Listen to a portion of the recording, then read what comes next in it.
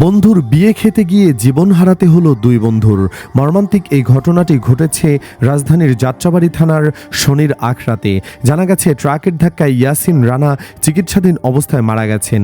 দিবাগত রাত 12:30টার দিকে তার মৃত্যু হয়। এর আগে একই দুর্ঘটনায় তার বন্ধু খায়রুল মারা যান। রাত 11টার দিকে গুরুতর আহত অবস্থায় দুজনকে উদ্ধার করে ঢাকা মেডিকেল কলেজ হাসপাতালে নেওয়া হয়। এ সময় কর্তব্যরত চিকিৎসক খায়রুলকে মৃত ঘোষণা করেন। এর 1.5 ঘন্টা পর মারা যান ইয়াসিন রানা। নিহত ইয়াসিন রানার আত্মীয় রায়হান বলেন, ইয়াসিন পেশায় মোটরসাইকেল মেকানিক ছিলেন। রাতে দুই বন্ধু মোটরসাইকেলে তাদের এক বন্ধুর বিয়ের অনুষ্ঠানে যান। পরে বাসায় ফেরার সময় শনির আখড়া এলাকায় একটি ট্রাক তাদের মোটরসাইকেলে ধাক্কা দেয়।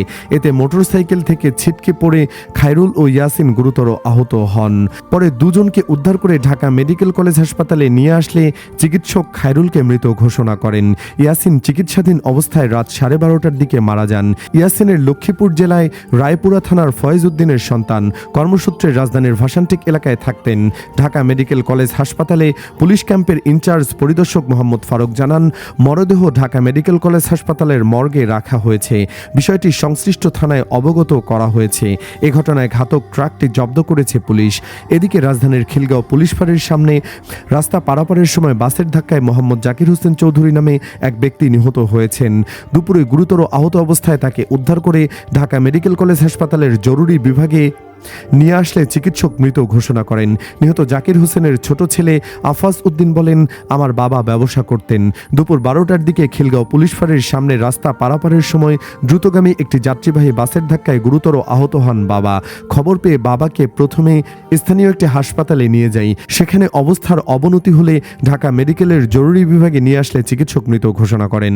তিনি জানান, তাদের গ্রামের বাড়ি চট্টগ্রাম জেলার ফটিকছড়ি উপজেলার তেলপার্টেক গ্রামে। পরিবারের সবাই যাত্রাবাড়ি এলাকায় একটি ভাড়া বাসায় থাকতেন তারা।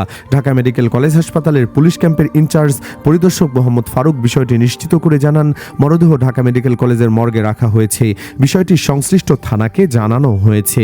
দর্শক, বিয়ে খেয়ে বাসায় ফেরা হলো না দুই বন্ধুর।